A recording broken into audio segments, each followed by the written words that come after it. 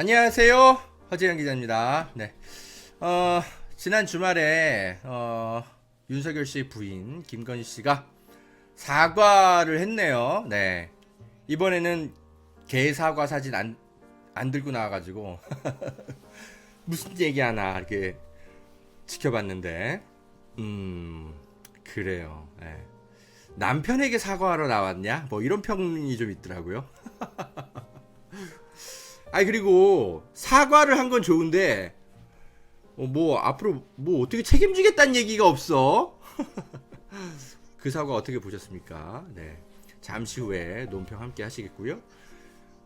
또 주말 사이에 그 유튜브 경제 채널 3프로TV라고 있어요. 거기에 이재명 후보와 윤석열 후보가 각각 나란히 이제 출연을 해서 각자의 어떤 경제관념 그리고 이제 대통령이 되면 어떻게 경제 정책을 펴겠다 이렇게 이제 공약을 설명하는 이제 시간을 가졌는데 윤석열의 무지함이 드러나는 시간이기도 했지만 이재명의 해박한 지식이 드러나는 계기이기도 했던 것 같습니다. 대체적인 평가가 그런 것 같아요.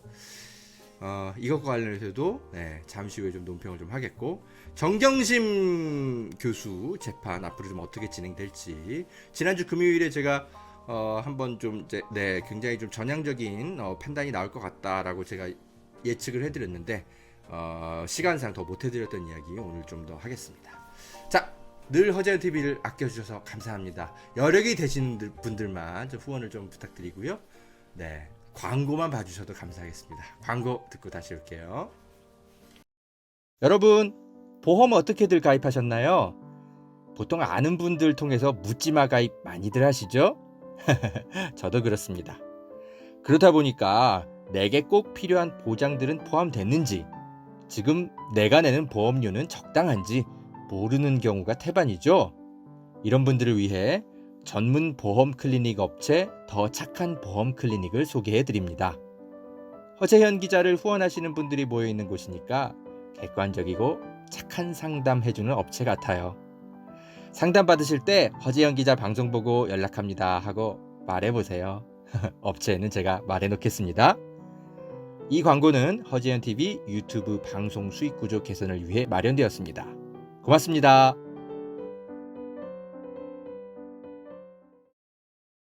여러분, 산삼도 이제 저렴하게 드실 수 있는 시대라는 것 아셨나요? 산양산삼 한번 드셔보세요. 야생의 산에 산삼의 씨를 뿌려서 키워낸 삼이라 자연에서 나온 산삼과 효능이 똑같다고 하네요. 7년근 산삼을 산에서 직접 캐어 원액으로 만든 산삼 2박스를 허지연TV 구독자들에게만 36만 원에 판매한다고 합니다. 한 박스 아니고 2달치 먹을 산삼이 2박스에 36만 원인 겁니다. 물론 36만 원 적은 비용은 아니지만 여러분, 홍삼이 아니고 산삼입니다. 홍삼과는 또 다른 차원의 면역력 강화를 느끼실 수 있을 겁니다. 구매하실 수 있는 링크는 유튜브 댓글란 상단에 올려둘게요. 이 광고는 허재현TV 유튜브 방송 수익구조 개선을 위해 마련되었습니다. 고맙습니다.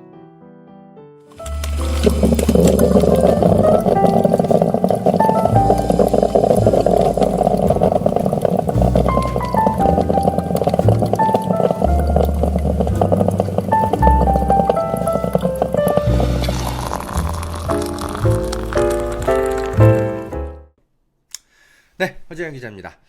자, 지난 일요일에 윤석열 씨 부인 김건희 씨가 이제 공식 석상에 나와서 본인의 잘못을 인정했습니다. 잘못했대요. 용서해 달라고 깨끗하게 인정했습니다. 깨끗하게 인정했는데 그거는 잘했어. 어쨌든 그죠? 본인의 이제 허위, 과장, 경력들, 온갖 것들 잘못했다고 인정한 건 큰 용기인데 다만 구체적으로 뭘 어디서부터 어디까지 잘못해서 도덕적으로 비난받을 지점과 그리고 형사처벌에 대한 책임 이런 것들은 이제 구분해서 어떻게 이제 책임을 져야죠. 그죠? 구분해서 어떤 부분은 도덕적 비난 정도로 그치면 될 것 같은 부분이 있고, 또는 어떤 부분은 이제 형사적 책임까지 져야 되는 부분이 있죠. 예. 그냥 용서해달라고 끝나면 안 되지. 그건 너무 무책임한 거죠. 예. 아무리 작은 실수를 했다 하더라도 법을 위반했으면, 네, 그죠? 예. 그래서 근데 이 사과에 그런 내용은 없었어. 예. 본인이 어디서부터 어디까지 잘못했다는 얘기는 없고 그냥 용서해 달래. 예. 여러분 이게 납득이 되십니까? 예. 용기를 기왕 내신 거 좀 더 내시지. 변호사가 예? 섣불리 그런 것까지 형사처벌까지 인정하면 불리하다고 예, 자문을 해줬나? 뭐 그랬을 수도 있겠다. 예, 변호사? 예, 윤석열 변호사가 예, 윤석열 집안 변호사께서 예, 최은순의 집사 변호사라고 할 수 있겠죠? 네. 그렇게 자문 받고 나오셨나? 네. 아무튼 네. 그래서 뭐랄까 이게 이제 사과 제대로 된 사과냐 아무튼 이런 평가가 엇갈리고 있습니다. 예. 저는 개인적으로는 어쨌든 본인이 힘든 결정을 한 것에 대해서는 네 제가 뭐 높이 평가합니다만 그러나 사과의 내용을 놓고 봤을 때는 사실 그냥 제 남편 대통령 좀 만들어 주세요. 저는 미워하셔도 제 남편은 대통령으로 좀 만들어 주세요. 요 얘기하고 싶어서 이 사과라는 퍼포먼스를 하신 게 아닌가. 저는 객관적으로 좀 그렇게 보였습니다. 예.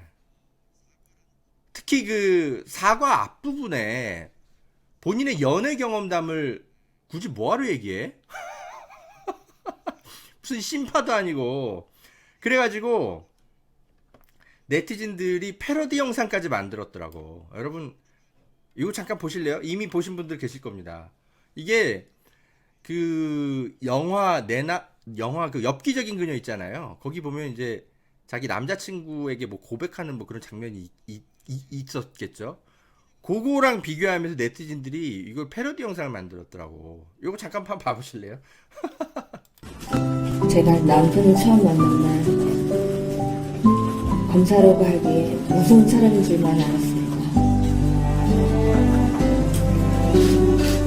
하지만 그는 늘 같은 옷을 입고 다니고 자신감이 넘치고 그댄 곁에 없지만 후배들에게 마음껏 베풀 줄 아는 그런 남자였습니다.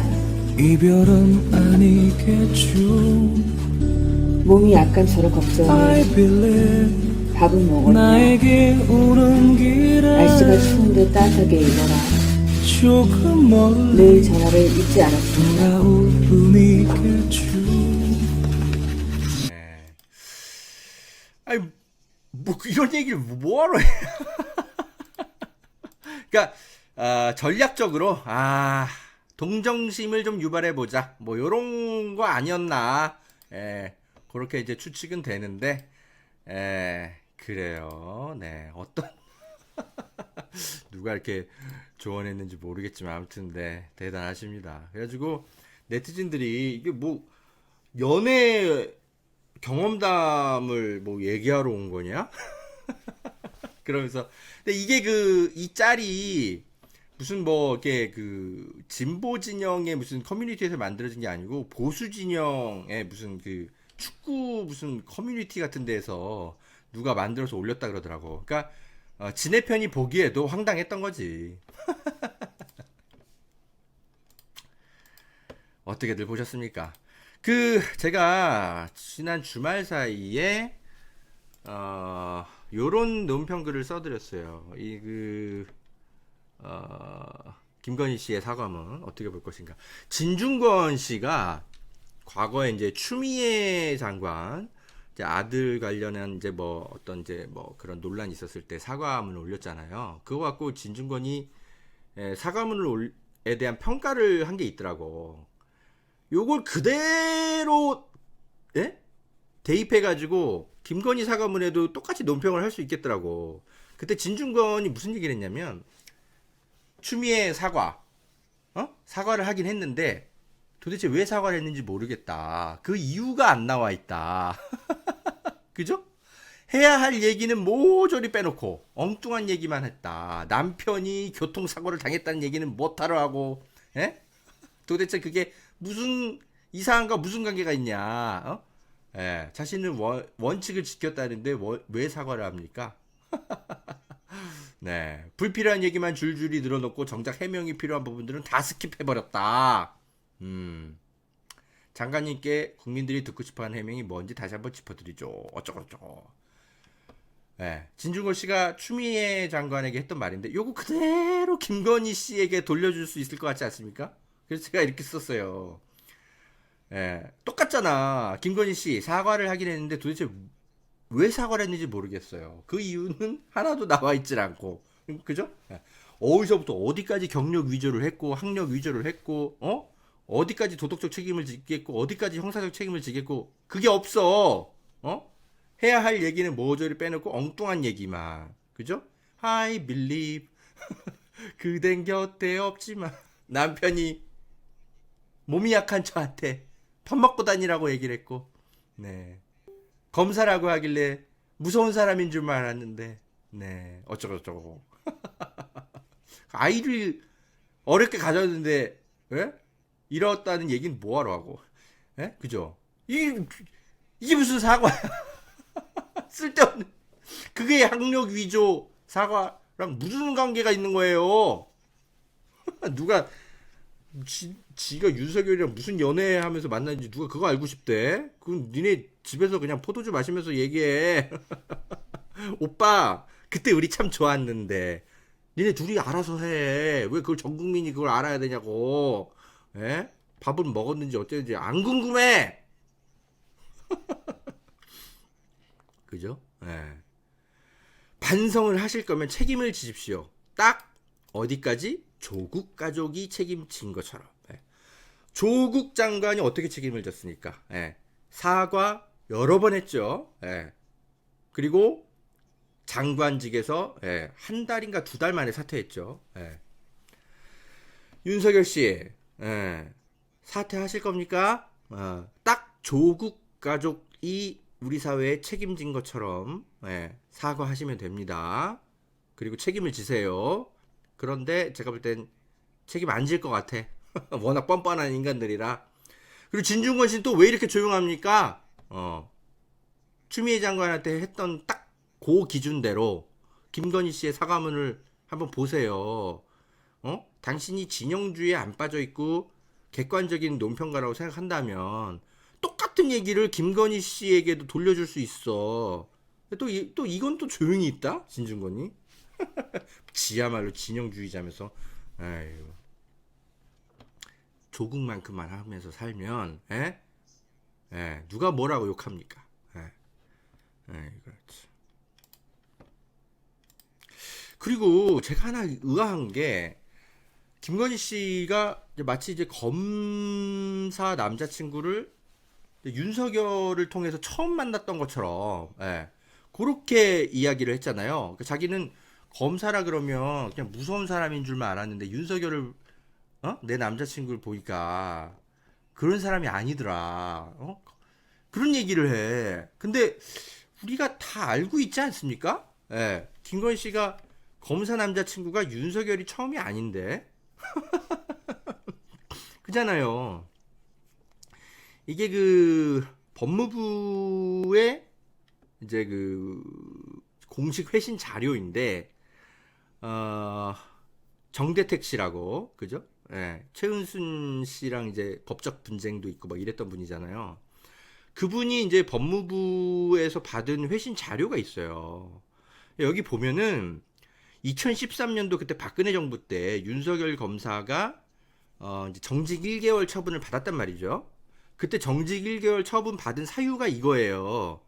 이게 좀 글씨가 좀 작아서 잘 안 보이실 수 있는데 이게 인정이 돼서 뭐랄까 이제 그 징계 처분을 받았어요. 뭐냐면 윤석열은 대검찰청에 근무할 때 양재택 검사의 위 내연녀의, 그죠? 내연녀, 김건희의 거소를 출입하며 정대택과의 사건에 압력을 행사하다 발각되자 전격 김건희와 결혼식을 한 사실을 법무부와 대검찰청 감찰실에 이제 그 정대택 씨가 진정을 했어요.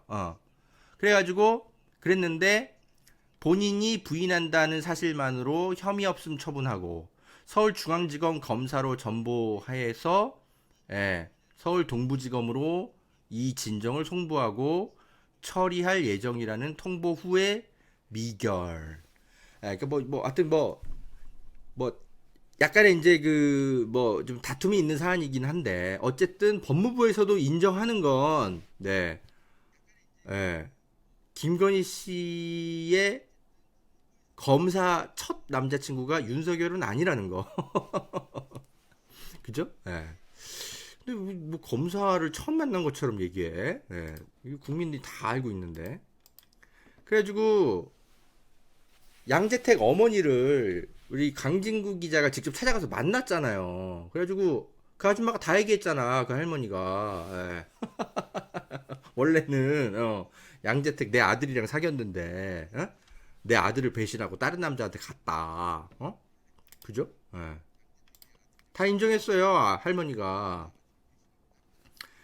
그리고 이게 이제 그죠? 정대택 씨의 진술서입니다.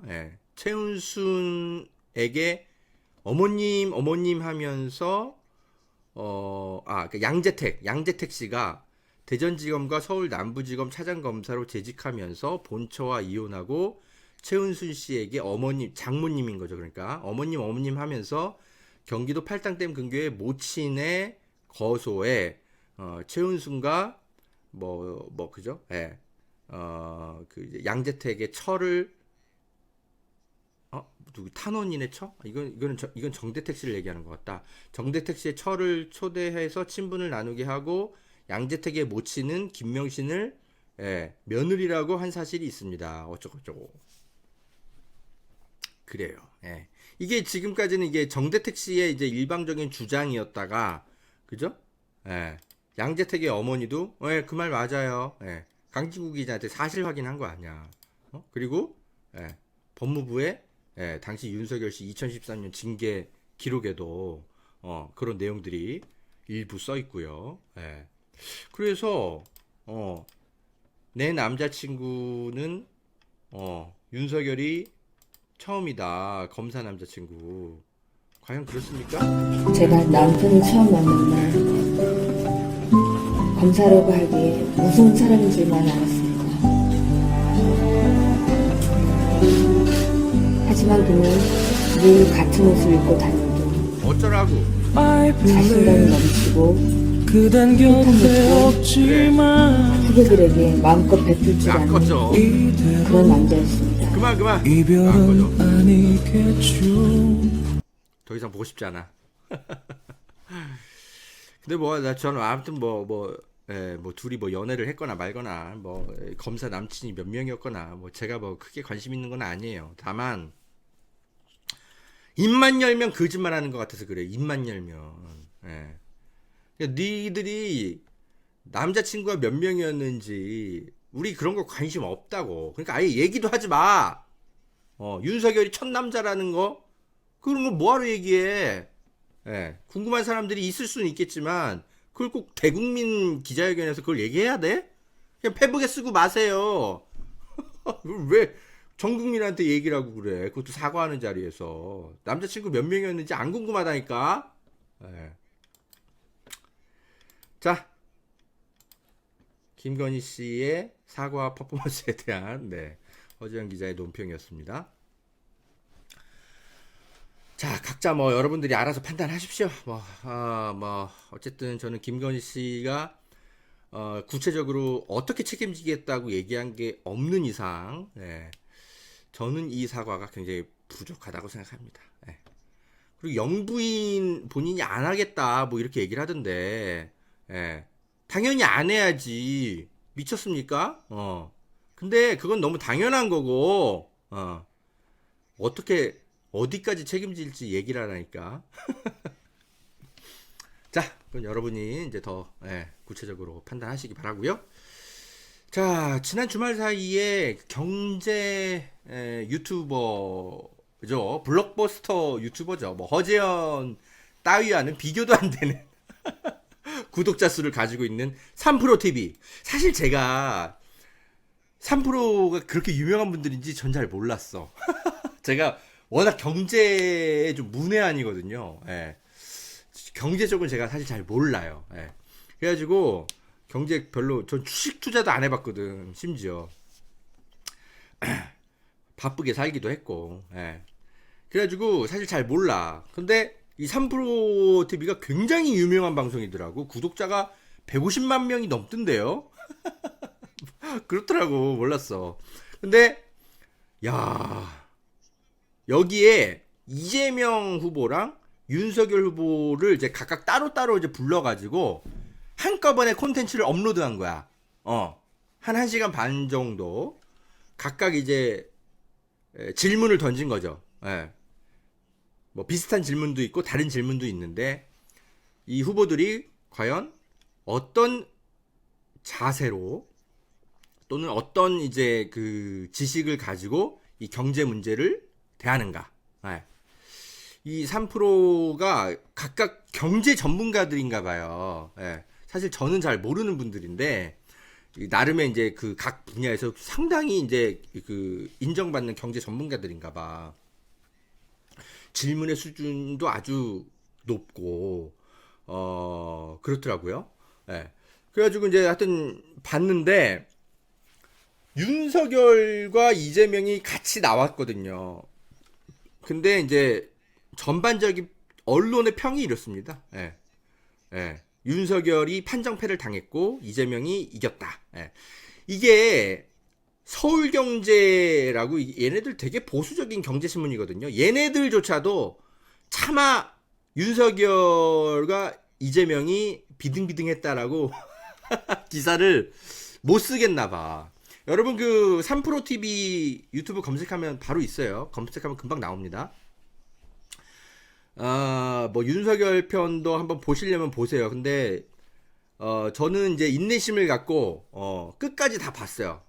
봤는데 윤석열이 중언부언을 굉장히 많이 하고 뭔가 알고는 있어. 대충 그 경제 이슈에 대해서 급하게 학습한 건 보여. 신문 기사 같은 걸 좀 보고 발언을 준비해온 그 인상은 드는데, 워낙 그 이재명 후보가 이 경제와 관련해서, 예, 워낙 지식이 해박해가지고 윤석열이 게임이 안 되는 거야. 예.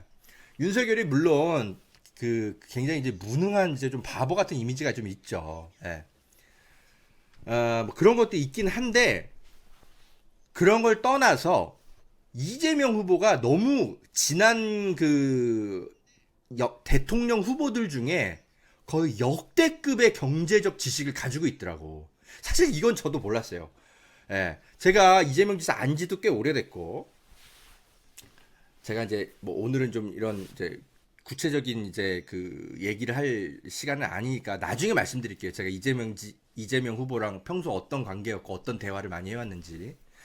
근데 이런 부분은 제가 대화 나눈 적이 별로 없거든. 예. 그래가지고 이재명 후보가 이렇게까지 경제 지식이 해박한지는 저도 잘 몰랐어요. 예.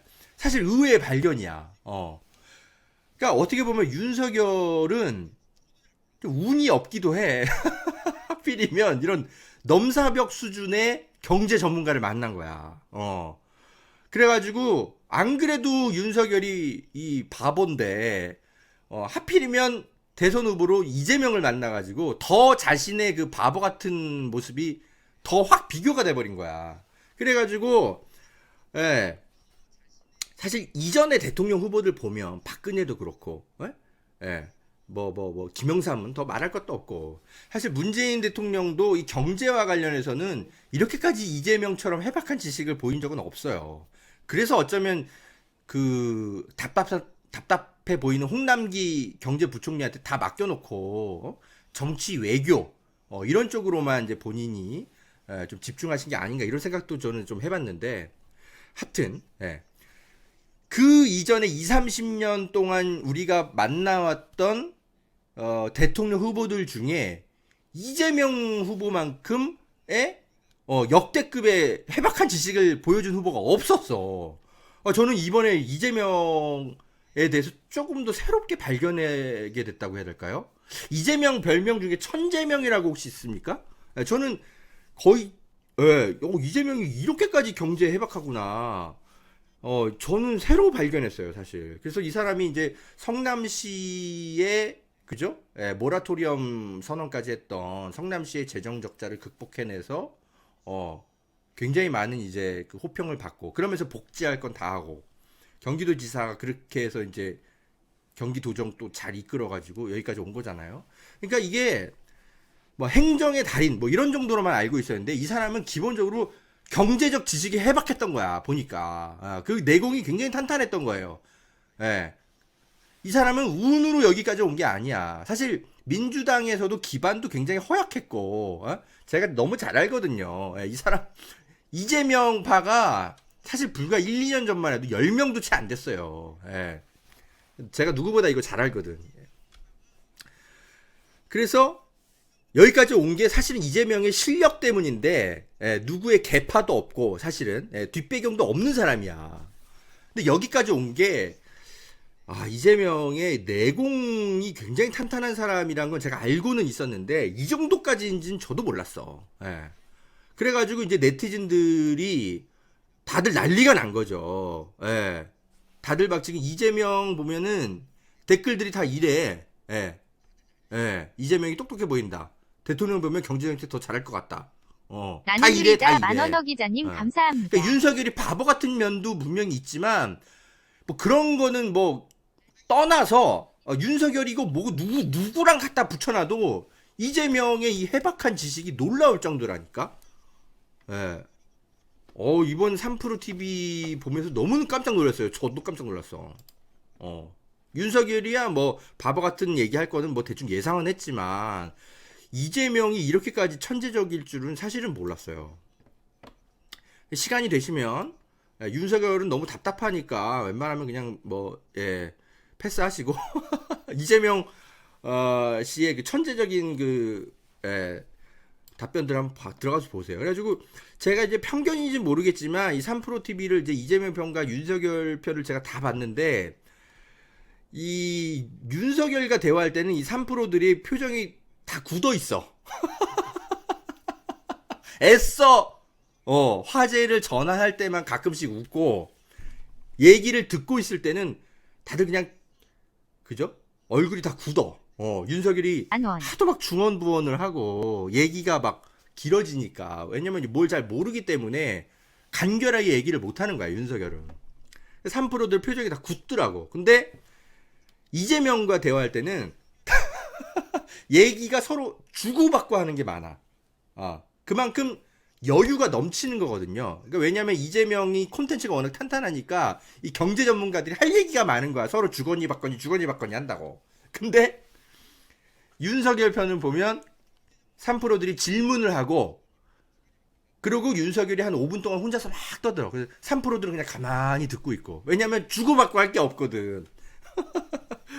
윤석열이 그 말하는 수준이 워낙 떨어지니까 이 경제 전문가들이 주거니 받거니 할 게 없는 거야. 근데 이재명 후보랑은 막 주거니 받거니 하면서 막 같이 웃기도 하고, 이재명이 역으로 먼저 막 질문도 하고 막 그러더라고. 그러니까 대화의 분위기 자체가 달라. 그러니까 이제 민주당 성향의 사람이 아닌 약간 이제 경제 전문 채널 보는 분들은 그냥 좀 그죠? 만 언어재현 보수적인 분들이 기자님 많잖아요. 고맙습니다. 그분들이 보기에도 윤석열이 너무 답답해 보였던 거야. 그래서 제가 댓글들만 좀 몇 개 가지고 왔는데 이게 이제 그 3프로 TV 윤석열 편 댓글입니다. 이거 좀 몇 개 좀 같이 볼까요? 이게 지금 제일 많이 회자되고 있는 말이 이거죠. 3프로가 나라를 구했다. 난 이게 뭔 소린가 했어. 그러니까 이게 윤석열을 출연 안 시켰으면 큰일 날 뻔했다. 이게 남자 박근혜 수준인 거를 알게 됐다라는 거지. 이 중도층의 사람들이 보기에. 정치에 관심 없는 사람들이 보면 좋다. 경제 채널이니까. 3%가 나라를 구했다.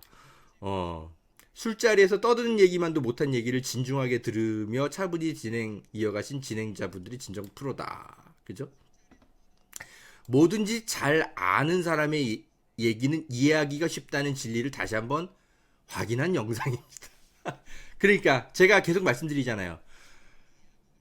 내공이 탄탄한 사람은요, 얘기를 되게 쉽게 해. 간결하게 한다고. 왜냐면 자기 머릿속에서 되게 소화가 잘 돼 있기 때문에 어떻게 얘기를 해야, 그죠? 깔끔하게 대중이 받아들이는지 잘 이해한다고. 근데 윤석열 같은 사람은 워낙 피상적으로 알고 있기 때문에 자기가 이게 소화가 안 돼 있어. 그러니까 얘기가 길어지는 거야. 한 3, 4분, 5분씩은 해야 돼. 자기 얘기를. 그러니까 이 사람도 이런 걸 느낀 거죠. 그죠? 예.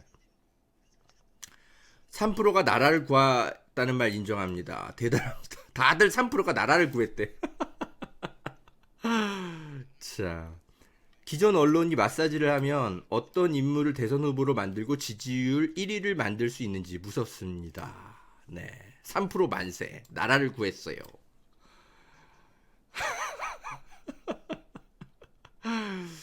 참, 네. 그래요. 저는 이 프로 잘 안 보는 프로그램이었는데 경제에 대해서 제가 잘 모르니까 이번 프로가 이 중도층에 굉장히 많은 영향을 끼칠 것 같네요. 불안한 눈빛과 그걸 지켜보는 3% 수고들 무척 많으셨네요. 조금만 더 읽어볼까요? 윤석열 편은 그냥 댓글만 보세요. 이 방송은 봐봤자 스트레스만 쌓이고 저는 물론 끝까지 다 봤지만 2배속으로 솔직히 공중파에서의 대선 후보 토론만 봐도 이거는 기대도 안 하고 있었는데 생각보다 훨씬 내용이 깊고 후보들 각각의 생각을 더 알 수 있어 좋았습니다. 이 방송을 보니 어느 후보를 지지해야 될지도 도움이 되는 것 같습니다. 누구라고 얘기는 안 하지만 대충 알 것 같죠? 와이프가 경제를 알려고 이재명 후보 3% 방송을 봤다고 나보고 보라고 하길래, 근데 이재명 후보 방송을 보고 왜 윤석열 후보 방송에다가 댓글을 남겨, 이 아저씨는? 윤석열 후보 방송 나온 거는 어떠냐고 하니까 웃길래 한번 보러 왔어요. 그냥 한번 보러 왔구나. 댓글 달러 그냥 왔구나. 와이프가 왜 웃었는지 이해가 됨. 3%가 나라를 구했다는 말에 격하게 공감합니다. 그렇군요. 근데 하여튼 그 경제 관련한 이제 각자 후보의 어떤 내용들을 이야기했는지는 여러분이 살펴보시고요. 다만 허재현 기자가 이 부분만큼은 제 입으로 짚고 넘어가야 되겠습니다. 윤석열 씨가요, 자신은 토론을 하는 것이 필요가 없다고 느낀다고 3프로TV에 나와서 이야기를 했어요. 그냥 정쟁이고 싸움만 되는 토론인 것 같아서 하고 싶지가 않대. 그 뭐하러 하냐, 이런 말을 했어요. 국민의힘의 선대위에서 이 얘기 듣고 얼마나 또 한숨을 쉬었을까. 아이고, 잠깐 좀 보실래요? YTN 보도입니다. 이거는 기자로서 굉장히 이게 심각하다 이러면서 이게 좀 지켜봤는데,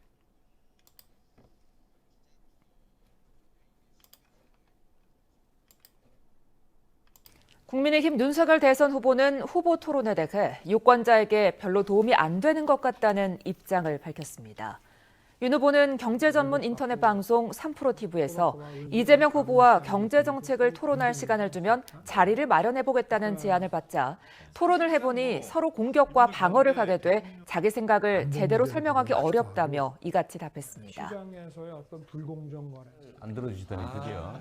감사합니다. 네, 이에 이 후보는 방송 인터뷰에서 논쟁을 보고 국민은 판단하고 선택하는 것인데 기회를 안 주겠다는 거라며 정치를 안 하겠다는 얘기라고 지적했습니다. 이 후보는 입장이 다른 사람이 당연히 존재하는데 어떻게 조정할 것인가가 정치이고 국민도 다툼을 통해 판단한다면서 토론이 괴로울지 몰라도 즐겨야 한다고 강조했습니다. 그죠? 토론하는 게 두렵겠지. 이런 부분은 굉장히 비판을 받아야 됩니다. 그러니까 뭐 이 토론 자체가 사실 말꼬리 붙잡기 같이 되는 경우들이 있죠. 있고 눈살 찌푸려지는 것도 사실입니다. 근데 그건 우리가 판단하는 거예요. 네가 먼저 판단을 해가지고 토론이 필요 없다, 이런 얘기를 하실 단계가 아닙니다. 후보가 그거를 판단하실 게 아니에요. 그거는 우리 국민들이 보고 판단하면 되는 거예요. 에? 예. 네가 뭔데 그걸 판단해가지고 토론이 필요하네 마네 그런 얘기를 해. 그건 우리 시청자들이 판단하는 거예요. 어쨌든 대통령 후보 본인들은 무조건 나오셔야 되는 거야. 이 토론이 싸움판인지 아니면 진짜 도움이 되는 토론인지 그거에 대한 평가는 당연히 누군가 하겠지. 우리 국민이 할 건데, 그죠? 어쩌면 윤석열 말이 맞을 수도 있어. 토론만 하면 싸움만 하고, 그죠? 근데 당신이 얘기해서는 안 되는 거예요. 그거는 우리가 해야 될 얘기라고. 아시겠어요? 아이고, 진짜 이 사람이 얼마나 그 대통령 후보로서 준비가 덜 돼 있는지 이런 발언들만 봐도 알 수가 있어요. 예. 그러니까 일단 1차적으로 본인이 이제 토론에 자신이 없다. 이런 거를 이제 돌려서 고백한 셈이 돼버렸고, 두 번째는 토론이 싸움판이 되거나 말거나 본인들은 나오셔야 되고 그 토론이 같이 있었는지 좋았는지는 우리가 얘기해야 되는 거지 후보들이 얘기해서는 안 되는 거예요. 어디서 건방지게 우리의 권리를 네가 판단하고 지랄이야. 제가 좀 화가 나서 막 거친 말이 막 튀어나옵니다. 아이고 참 요런 거는 굉장히 비판을 많이 받아야 돼요.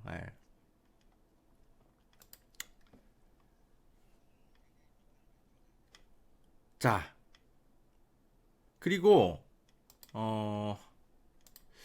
마지막으로 그 3프로 TV의 이번 그 후보들 대담과 관련해서 제가 하나 좀 짚어드리고 싶은 게, 보수 세력들이 아마 카카오톡이나 이런 걸로 이재명 씨가 뭐 젊었을 때 주식 투자를 할 때 작전주에다가 투자한 거 고백을 했다. 이거 처벌받아야 되는 거 아니냐. 아마 요런 거를 가지고 아마 이상한 흑색 선전 같은 걸 좀 퍼뜨리고 있는 것 같아요. 근데 여러분 3프로 TV 정확하게 보시면 이재명 씨가 뭐라고 얘기를 했냐면 이런 얘기를 한 거예요. 그러니까 이겁니다. 친구가 과거에 이 사람이 이제 공직자가 아닐 때 얘기하는 거예요. 이재명 씨가 주식 투자를 하라고 권유를 했대. 근데 친구가 권하니까 했겠지. 누구나 주식 투자는 할 수 있는 거잖아요. 근데 나중에 주식 투자를 하고 나서 나중에 알고 봤더니 이게 작전주였던 거야. 그래가지고 야 이런 거 하면 안 되는 거 아니냐. 친구랑 싸웠다라는 거야. 그래가지고 그걸 그냥 다 팔아버렸다라는 거야. 싸우고 나서 이런 거 하지 말라는 거야. 이재명 씨는 이런 거 하지 말아라. 그래서 내 이재명과 관련한 작전주들도 분명히 있을 수 있는데 여러분 그런 거 하지 마세요. 요런 거 얘기했던 거예요. 근데 이 앞뒤 맥락을 다 쏙 빼놓고 이재명 작전주에 투자했다. 이렇게 고백한 것처럼 가짜 뉴스를 퍼뜨리는 집단들이 있어요. 일단 국민의힘이 그런 식으로 성명을 냈고, 보수 세력들이 이걸 또 막 왜곡 편집을 해가지고 가짜 뉴스 카카오톡 같은 걸로 막 퍼뜨리고 있는 것 같아. 혹시 주변에 그런 거 퍼뜨리는 사람들 계시면 정확하게 짚어주세요. 이재명 씨가 작전주에 알고 투자를 한 게 아니라 모르고 투자를 했는데 나중에 작전주인 거를 알고 이거 투자 권유한 사람한테 크게 화를 내서 이걸 팔았다. 다 팔아버렸다. 그리고 작전주 같은데 투자하지 마세요. 이재명 내 본인과 관련해서도 절대 그런 거 작전주라고 얘기하는 사람들 멀리하세요. 이 얘기를 하고 싶었던 거예요. 하여튼 그 방송을 본 사람들은 다 아는데 꼭 그렇게 왜곡해서 편집해서 올려놔. 이 이재명 방송을 유튜브에서 지금 본 사람이 150만 명이 넘는데 그런 거짓말이 먹히겠습니까? 근데 먹히긴 또 먹혀. 그 보수 세력들한테는. 그래서 그 사람들은 진실이 중요한 게 아니니까. 근데 아무튼 여러분 주변에 그런 이상한 카카오톡 날라오거든. 뭐라고 한마디 따끔하게 해주세요. 요거는 제가 꼭 짚어드려야 될 것 같습니다. 자, 이상 이재명과 윤석열 3프로 TV와 관련한 논평이었고요. 오늘 김건희 이야기를 좀 해야 됩니다. 지난 방송에서 제가 이제 그 김건희 씨와 관련해서 학력 위조, 경력 위조 증거들이 지금 더 나온 게 있다라고 말씀드렸는데 시간 관계상 다 말씀을 못 드렸어요. 뭐 김건희 씨가 뭐 본인이 이제 인정했다고 해서 끝이 아닙니다. 예, 잘못했다고 인정했다고 끝이 아니에요. 도덕적 비난을 받을 부분과 형사처벌을 받아야 될 사안이 구분이 돼야 되거든. 그거를 지금 김건희 씨는 뭉뚱그려서 사과를 했기 때문에 언론이 계속 검증을 해야 됩니다. 지금 이게 그 김의겸 의원의 지금 그 홈페이지인데 이게 지금 수원여대 제출한 아마 이제 그 재직증명서일 겁니다. 이력서 말고. 초록이 만원어재현 기자님 재직증명서. 화이팅입니다. 예, 초록이님 감사합니다. 네, 화이팅! 자, 한국게임산업협회, 여기서 무슨 기회기사인지 뭔지 뭐 근무했었다. 뭐 이런 거를 이제 경력으로 이제, 그죠? 낸 거 아니에요. 대학에다가. 나 이런 거 했으니까 교수 뽑아달라. 해가지고. 근데, 도장이 이상해. 지금 김의겸 의원이 한국게임산업협회의 공식 문서 2006년 당시의 문서를 입수해가지고 공개를 했어요. 사진 티 근데 5만원. 똑같이 2006년에 김건희 씨가 제출한 이 게임산업협회의 재직증명서를 보면 도장이 각각 달라. 형태가. 아이고 태진님. 아이고 매번 이렇게 큰 후원해 주셔서 어떡하죠? 아이고 고맙습니다. 네. 자, 방송 계속 진행할게요. 그래서 지금 어떻게 이렇게 똑같이 김영만 회장의 이제 그 도장인데 어떤 거는 네모나고 어떤 거는 동그랗고 2006년에 이게 다를 수가 있냐? 이거 위조한 거 아니냐? 이제 이런 의혹들이 지금 나오는 거죠. 김영만 씨는 김건희 씨를 모른다 지금 그러고 있고. 요거는 살짝 보도가 이미 나왔는데 이거 말고 또 있어. 지난 주말 사이에 어떤 게 지금 공개됐냐면 이 사람이 그 김건희 씨가 H컬처 테크놀로지라는 무슨 회사에도 재직을 했었다라는 거를 이제 경력에 이제 포함시켜 가지고 대학에 냈나 봐요. 그런데 한 회사에 근무를 해가지고 재직증명서를 이제 똑같은 걸 뗀 건데 근무 날짜가 달라. 그게 확인이 됐어. 이걸 잠깐 보세요. 지금 그 열린민주당의 강민정 의원이 이제 계속 이거를 이제 파헤치어가지고 언론에 공개하고 있는 건데 보세요. 어떤 거는 왼쪽 거는 2006년 12월 수원여대에 제출한 거고. 어떤 거는 폴리텍대 학교에 낸 재직증명서입니다. 똑같이 H컬처 테크놀로지, H컬처 테크놀로지, 뭐 이런 회사에서 이제 근무했다라는 똑같은 재직증명서인데 근무 날짜가 달라. 이 보세요. 어떤 거는 왼쪽 거는 보세요. 2003년 12월 2일이라고 써 있어. 입사일자가. 근데 오른쪽 거는 똑같은 회사인데 2004년 12월 2일이야. 1년이나 차이가 나. 뭐야? 입사일이 정확히 언제가 어떤 게 맞는 거야? 아니 H컬처 테크놀로지라는 똑같은 회사에 똑같은 그 재직증명서인데 왜 입사일자가 각각 다르냐고. 이럴 수가 있는 겁니까? 그러니까 이거 지금 H컬처 테크놀로지에서 정말 발급해준 재직증명서가 맞냐? 이런 의심이 나올 수밖에 없는 거죠. 이게 지금 문서 위조 혐의를 받는 겁니다. 사문서 위조. 요거랑, 요거랑. 그래가지고 오마이뉴스 기자가 이 H테크놀로지 회사에 전화를 하는데, 얘네가 해명을 안 한대. 왜 해명을 안 하지? 아니, 재직증명서를 발급한, 회사는, 그죠? 뭐 잘못한 게 없잖아. 그죠? 니네들이 무슨 형사처벌 받을 것도 아니고. 근데 왜 해명을 안 해? 김건희 씨는 본인이 불리하니까 해명을 피할 수 있죠. 근데 H컬처 테크놀로지 여기는 그냥 제3자잖아. 니들은 왜 해명을 안 해? 기자가 전화하는데 해명을 안 한대. 그러니까 모르겠어. 이 회사도 좀 이상한 거야. 김건희의 부탁을 받았나? 모르겠어요. 그래서 김건희 씨가 이제 비록 사과는 했지만 어떤 부분은 이제 그 좀 과장된 경력을 쓴 거죠. 예를 들면 이제 뉴욕대에서 무슨 그죠? 이렇게 이수 받고 왔다. 뭐 이런 거를 이제 학력란에 쓴 거. 그냥 사실 일주일짜리 여행 다녀온 건데 그런 걸 학력란에 쓴 거는 형사처벌 대상이라기보단 좀 도덕적 비난의 대상일 가능성이 크죠. 예. 그런데 아예 재직증명서 발급하지도 않았던 그 회사에서 발급하지도 않았던 재직증명서를 스스로 만들어가지고 위변조를 해가지고 사문서를 위조해서 제출했다면 이거는 형사처벌 대상이 될 수 있죠.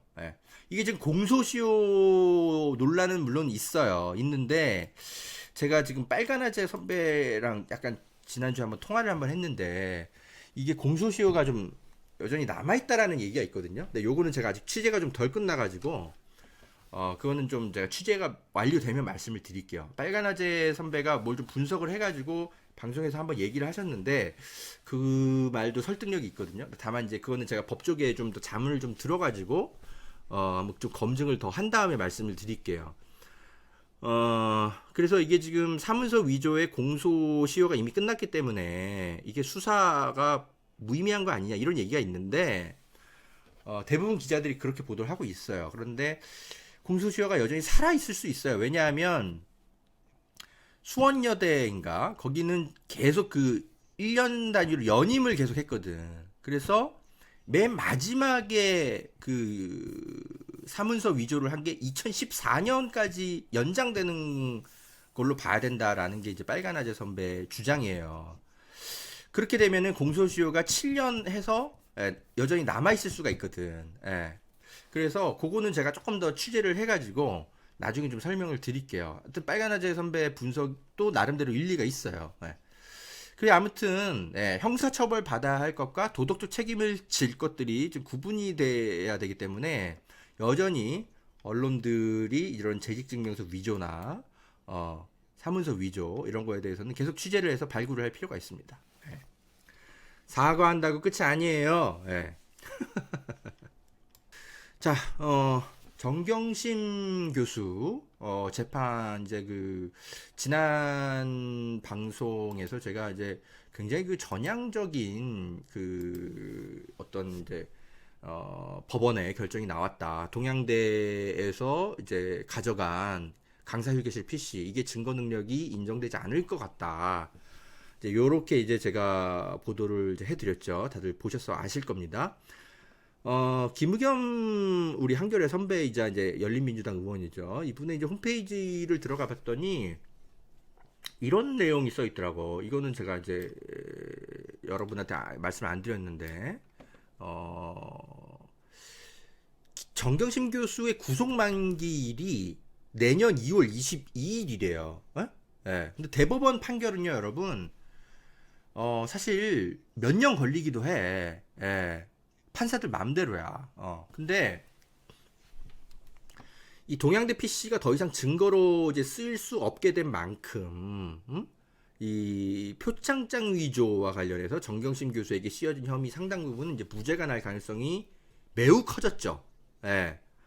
저는 제가 지난 방송에서 한 몇 프로 된다고 얘기했으니까 한 70% 정도가 된다고 저는 생각해요.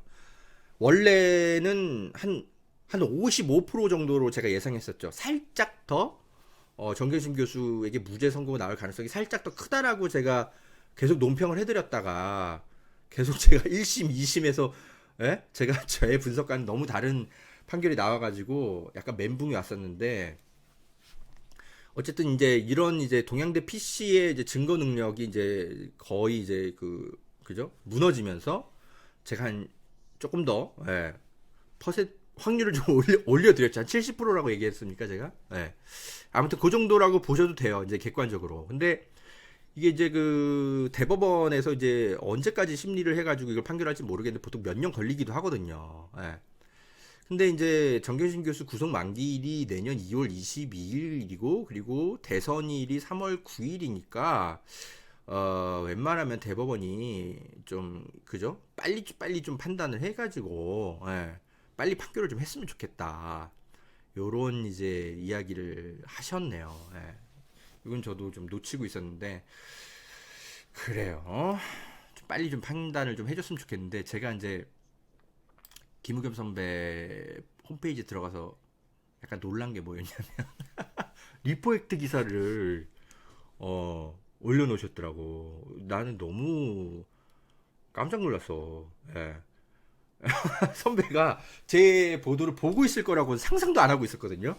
예, 보고 있었나 봐. 그래가지고 이거를 본인 어쩐지 이 기사가 되게 그 조회수가 많이 나오더라고. 나는 그냥 사람들이 그냥 궁금해서 많이 봤나 보다 했는데 김우겸 선배가 자기 페북에다가 이거를 공유를 했나 봐. 그래가지고 제가 약간 놀라가지고 댓글을 달았어. 너무 감사하다고. 사실은 제가 그랬거든요. 사실 김우겸 선배한테 연락도 한 번 안 했어요. 사실 지금까지 너무 부끄러워가지고 사실 진짜 송구해가지고 제가 어떻게 보면 한겨레에 굉장히 큰 어떤 큰 폐해를 끼치고 나온 후배잖아요. 그러니까 선배라고 부르기에도 너무 죄송스러울 정도로 창피해가지고 사실 연락조차도 안 했고 제 기사를 봐달라고 카톡을 보낸 적도 없고 다른 국회의원들은 저랑 친하게 지내는 국회의원들 몇몇 있잖아요. 제가 카톡으로 계속 보내줬거든. 이거 보세요. 요렇게 판단하시면 됩니다. 다 보내줘요, 여러분. 민주당의 이제 최고위원들이나. 근데 김우겸 선배한테는 제가 연락도 안 했어. 지금까지 한 번도.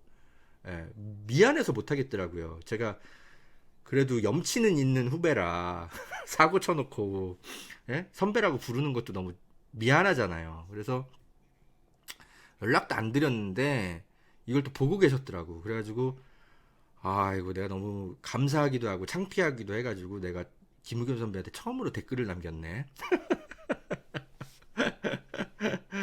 네, 제가 가끔씩 사고도 치지만 염치는 있는 사람이라.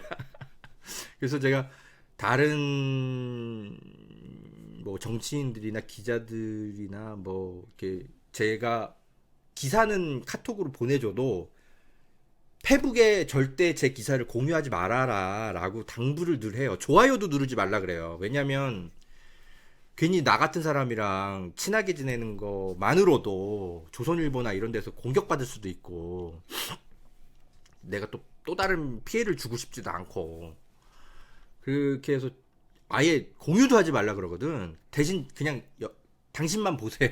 이건 꼭 아셔야 됩니다. 다른 언론에서 이거 짚질 않는데 제가 볼 땐 이거 알고 계셔야 됩니다. 보내주거든. 근데 이제 김우겸 선배한테는 한 번도 안 보내줬거든. 연락하기가 쑥스러워가지고.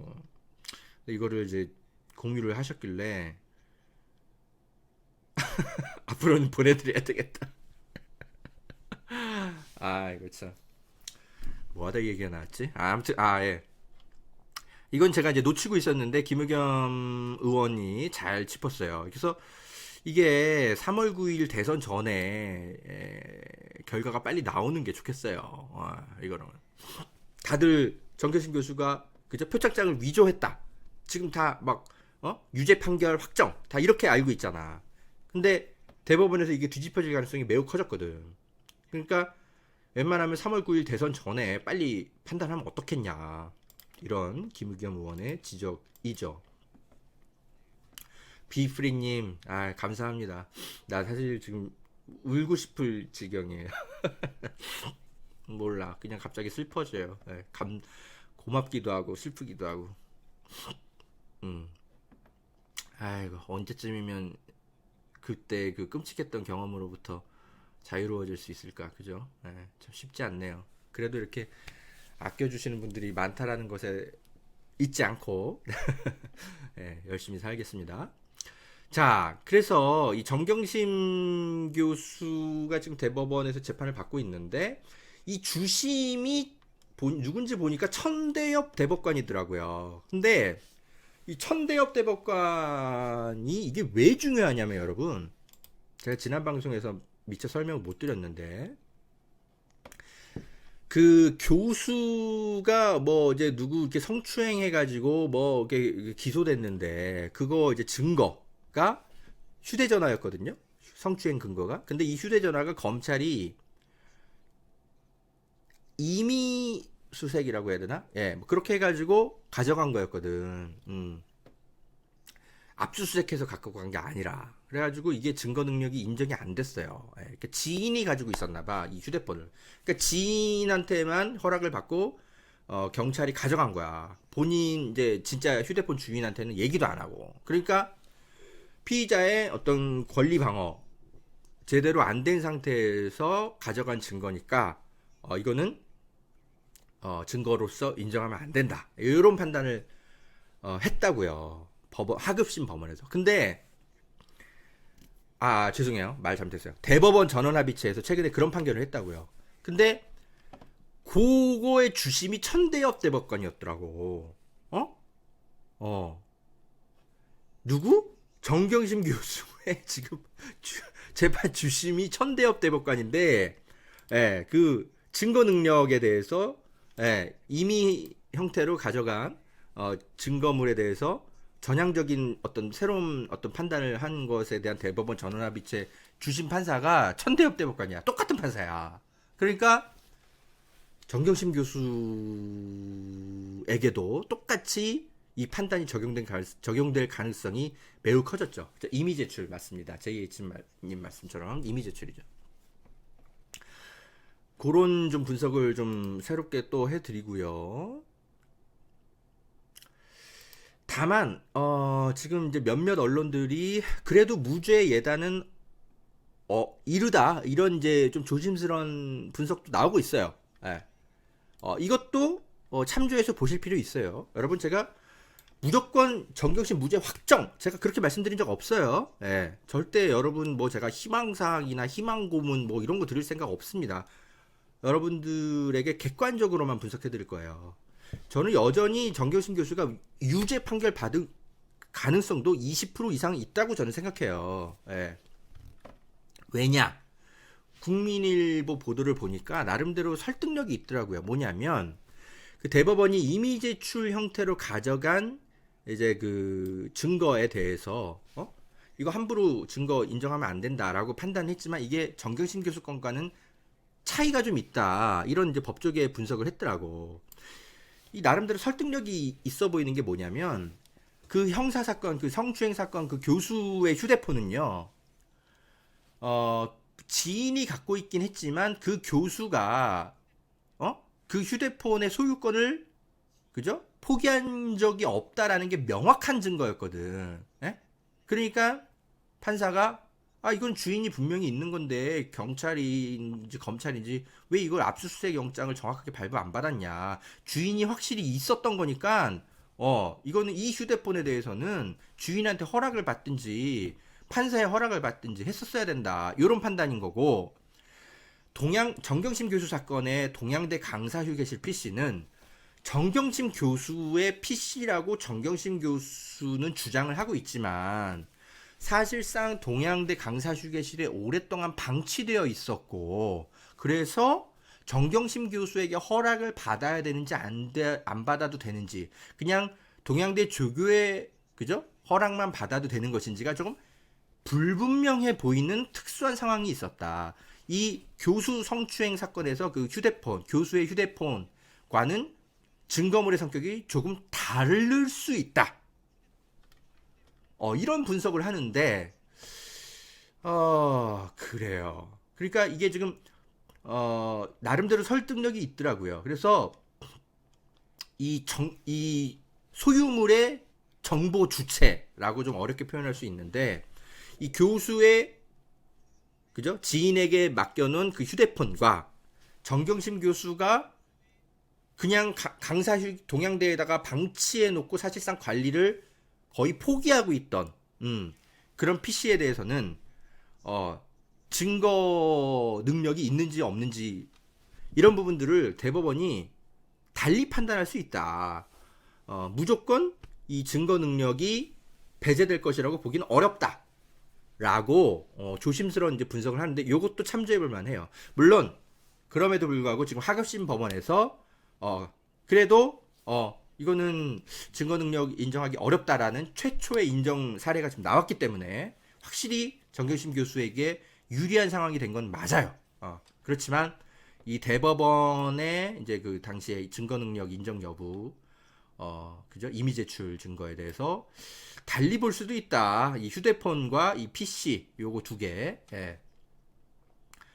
요것도 참조해 볼 만해요. 국민일보가 물론 이제 물론 뭐 보수적인 성향의 언론사지만 합리적인 분석을 하는 것에 대해서는 제가 무조건 비판할 생각은 없어요. 그래서 이런 또 보수적인 판단을 또한 법원에서는 또 많이 하거든. 판사들은 항상 보수적으로 생각하려고 노력하는 사람들이야. 그렇기 때문에 이 국민일보의 이 분석이 꼭 제가 맞다라고 얘기하는 건 아니지만 이렇게 또 판단을 대법원에서 또 달리할 수도 있다라는 그 가능성에 대해서는 열어두고 판단하시는 게 좋아요, 여러분. 그래서 정경심 교수가 무죄 선고가 나올 가능성이 매우 커진 것도 맞지만 그렇다고 해서 무죄가 확정적이다, 뭐 100%, 게임 끝, 이렇게 또 섣불리 예단해서는 안 된다라는 것도 함께 보십시오. 다만 제가 좀 비판하고 싶은 보도는 또 있긴 해. 한국일보 보도 같은 거. 얘는 완전히 기사를 잘못 썼어. 얘도 정경심 대법 선고에서 반전 나올까 뭐 어쩌고저쩌고 이렇게 기사를 쓰면서 얘가 이렇게 기사를 썼더라고. 이런 건 분석이 틀렸어. 뭐냐면 PC 외에도 다른 증거가 다수 존재하기 때문에 대법 판단에 미치는 영향은 거의 없을 것이란 전망도 있다. 자녀 인턴십 담당자 등 다수의 진술과 검찰이 확보한 영상통화 기록 등을 통해 충분히 유죄 판단이 가능하다는 것이다. 뭐 이렇게 대충 막 썼는데 이거 틀린 분석이에요, 여러분. 이 표창장과 관련해서는요, 적어도 표창장과 관련해서는 강사 휴게실 PC 외에는 다른 물적 증거가 하나도 남아있는 게 없어요. 나머지는 다 그냥 진술들이야. 최성해 총장이 그냥 나는 이거 발급한 적 없어요 라고 얘기한 게 다야. 근데 다른 교직원들은 최성해 총장이 꼭 아니더라도 다른 단과대학이나 여러 군데에서 그냥 임의적으로 표창장 발급하기도 많이 했다. 또 이런 진술을 하면서 상반된 진술을 하고 있거든. 그러니까 그런 진술만 가지고는 절대 유죄 판결이 안 나옵니다. 물적 증거가 있어야 돼. 근데 그 물적 증거가 그 강사 휴게실 PC에서 나온 이상한 그죠? 제조 흔적이거든. 그래서 이 한국일보의 기사처럼 무슨 이 PC 외에도 다른 증거가 다수 존재한다라는 거는 얘는 뭘 좀 잘못 보고 기사를 쓴 거야. 법원에서 합리적인 판단으로 채택된 증거 목록을 다시 보고 기사를 쓰세요, 신지우 기자. 아니면 차라리 국민일보가 기사를 쓴 것처럼 이런 식으로 제대로 된 분석을 해. 이런 걸 한다고 해서 누가 뭐라고 하니? 이거는 허지영 기자도 인정해 볼 만한 보수적인 판단이라고. 이렇게 쓰는 건 누가 뭐라 그래. 근데 완전 사실관계를 제대로 파악도 안 하고 무슨 다른 위조 증거가 있다라는 둥, 뭐 이렇게 기사를 쓰면 어떡해. 너는 제대로 이 재판은 좀 지켜보고 기사를 쓴 거니 지금까지? 이런 거는 비판해줘야 돼요. 한국일보 기사 잘못 썼어. 자, 여러분, 오늘 방송은 여기까지 하겠습니다. 여러분, 제가 항상 그 객관적이고 정확한 분석을 하느라고 늘 여러분들이 좀 듣고 싶지 않은 이야기도 가끔씩 좀 섞여 있어서 좀 피곤하시긴 할 텐데, 그래도 허재영 기자가 하는 이야기는 귀 기울여 볼만해 라고 인내심을 갖고 많은 분들이 참 들어주셔서 감사합니다. 오늘도 아까 방송 중간에 보니까 한 1000명 가까이 들으시더라고요. 깜짝 놀랐어요. 저를 갑자기 왜 이렇게 사랑하십니까? 너무 빨라. 1000명까지는 제가 바라지는 않습니다. 500명 지금이 딱 좋아요. 너무너무 감사하고요. 허재현 TV를 응원해 주실, 좀 더 적극적으로 응원해 주실 분들은 요 계좌 많이 이용해 주시면 감사하겠고, 저는 다음에 또 찾아오도록 하겠습니다. 여러분 연말 잘 보내십시오. 감사합니다.